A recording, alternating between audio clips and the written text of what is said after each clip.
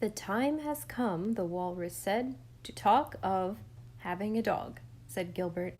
They had not had a dog at Ingleside since old Rex had been poisoned, but boys should have a dog, and the doctor decided he would get them one.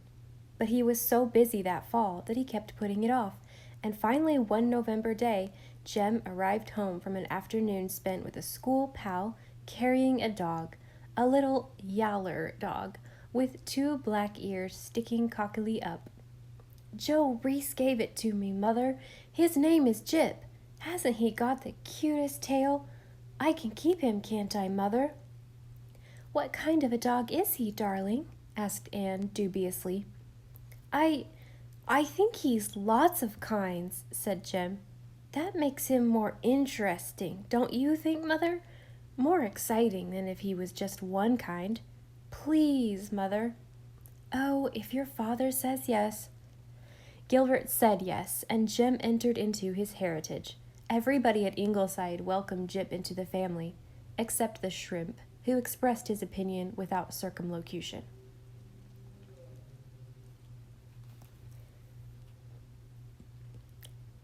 Even Susan took a liking to him, and when she spun in the garret on rainy days, Jip, in his master's absence at school, stayed with her, gloriously hunting imaginary rats in dark corners, and uttering a yelp of terror whenever his eagerness brought him too close to the little spinning wheel. It was never used. The Morgans had left it there when they moved out, and sat in its dark corner like a little bent old woman. Nobody could understand Jip's fear of it. He did not mind the big wheel at all, but sat quite close to it while Susan sent it whirling round with her wheel pin, and raced back and forward beside her as she paced the length of the garret, twirling the long thread of wool. Susan admitted that a dog could be real company, and thought his trick of lying on his back, waving his forepaws in the air when he wanted a bone, the cleverest ever. She was as angry as Jem when Bertie Shakespeare sneeringly remarked, "Call that a dog?" "We do call it a dog," said Susan with ominous calm. "Perhaps you would call it a hippopotamus." And Bertie had to go home that day without getting a piece of a wonderful concoction Susan called apple crunch pie, and made regularly for the 2 boys and their pals. She was not around when Mac Reese asked, "Did the tide bring that in?" But Jem was able to stand up for his own dog. And when Nat Flagg said that Gypsy's legs were too long for his size, Jem retorted that a dog's legs had to be long enough to reach the ground. Natty was not overbright, and that floored him. November was stingy of its sunshine that year. Raw winds blew through the bare, silver-branched maple grove, and the hollow was almost constantly filled with mist.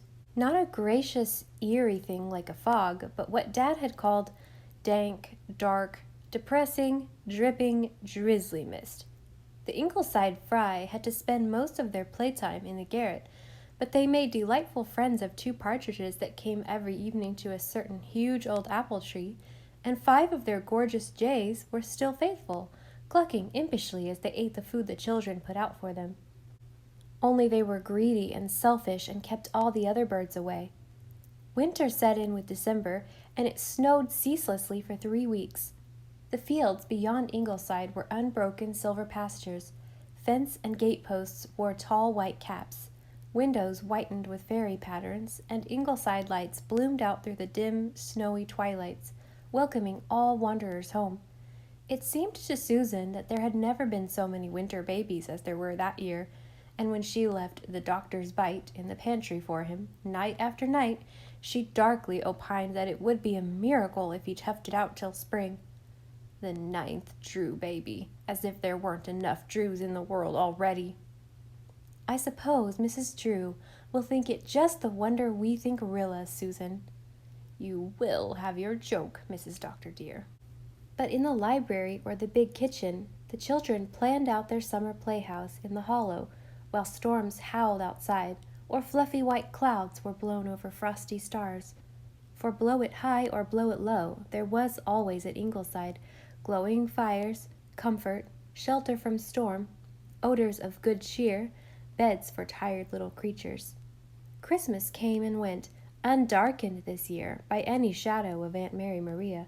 There were rabbit trails in the snow to follow, and great crusted fields over which you raced with your shadows, and glistening hills for coasting, and new skates to be tried out on the pond in the chill, rosy world of winter sunset. And always a yellow dog with black ears to run when you came home, to sleep at the foot of your bed when you slept and lie at your feet while you learned your spellings, to sit close to you at meals and give you occasional reminding nudges with his little paw. Mother dear ones, I don't know how I lived before Jib came. He can talk, Mother, he can really, with his eyes, you know. Then tragedy. One day Jip seemed a little dull. He would not eat, though Susan tempted him with the spare rib bone he loved. The next day the Lowbridge vet was sent for and shook his head. It was hard to say. The dog might have found something poisonous in the woods. He might recover and he might not. The little dog lay very quietly, taking no notice of anyone except Jim. Almost to the last he tried to wag his tail when Jim touched him. Mother dear worms, would it be wrong to pray for Jib? Of course not, dear. We can pray always for anything we love. But I am afraid Jippy is a very sick little dog. Mother, you don't think Jippy is going to die? Jip died the next morning. It was the first time death had ever entered into Jim's world. No one of us ever forget the experience of watching something we love die, even if it is only a little dog.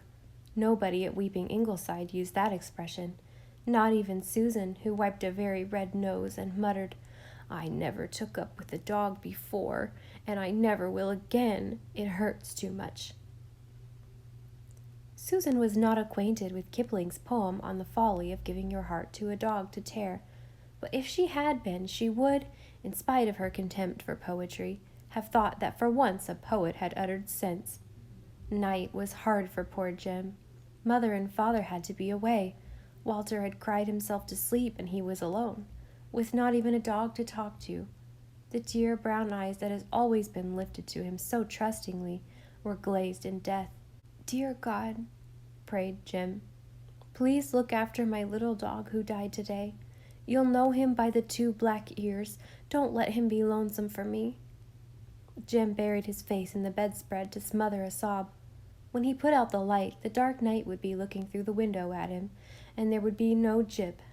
The cold winter morning would come, and there would be no Jip. Day would follow day for years and years, and there would be no Jip. He just couldn't bear it. Then a tender arm slipped around him, and he was held close in a warm embrace. Oh, there was love left yet in the world, even if Jippy had gone. Mother, will it always be like this? Not always. Anne did not tell him he would soon forget, that before long Jippy would only be a dear memory. Not always, little Jim. This will heal sometime, as your burned hand healed, though it hurt so much at first. Dad said he would get me another dog. I don't have to have it, do I? I don't want another dog, Mother. Not ever. I know, darling. Mother knew everything. Nobody had a mother like his. He wanted to do something for her, and all at once it came to him what he would do. He would get her one of those pearl necklaces in Mr. Flagg's store. He had heard her say once that she really would like to have a pearl necklace, and Dad had said, when our ship comes in, I'll get you one, Anne girl. Ways and means must be considered. He had an allowance, but it was all needed for necessary things, and pearl necklaces were not among the items budgeted for.